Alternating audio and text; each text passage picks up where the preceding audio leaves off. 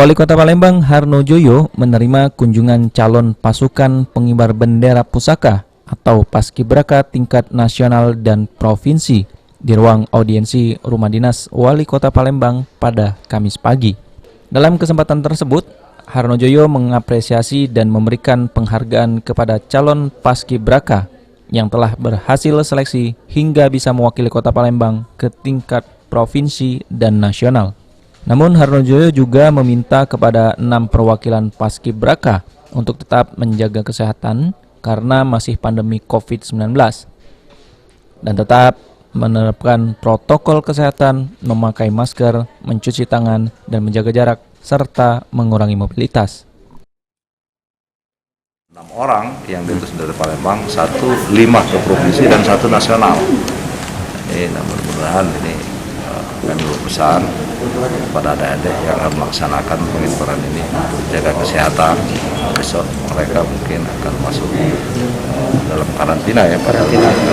Nah, ini kan bukan gampang. Banyak anak-anak kita yang ingin melaksanakan pengibaran bendera, tetapi ini betul-betul seleksinya secara ketat. Ya. Mudah-mudahan pelaksanaan acara 17 nanti, walaupun karena kita masih pandemi, melaksanakan acara ini baik secara protokol, tetapi urutan dan juga cara upacara itu mesti dilakukan sedemikian rupa.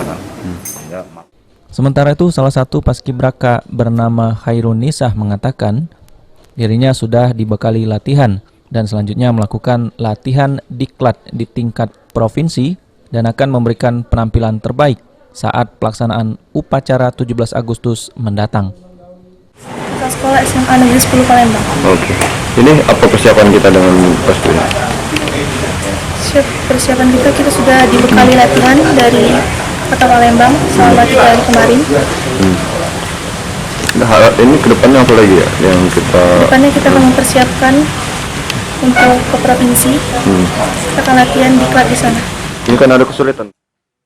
Abidin Riwanto, PAL TV.